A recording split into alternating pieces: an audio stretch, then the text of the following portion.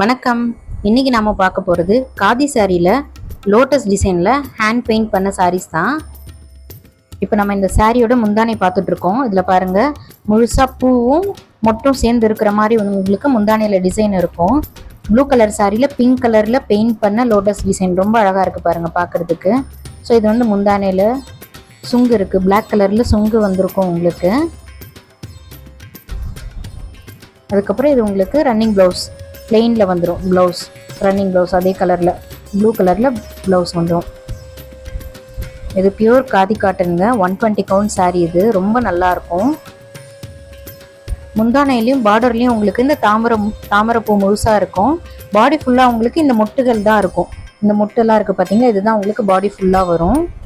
இந்த சாரியோட price 500 rupees.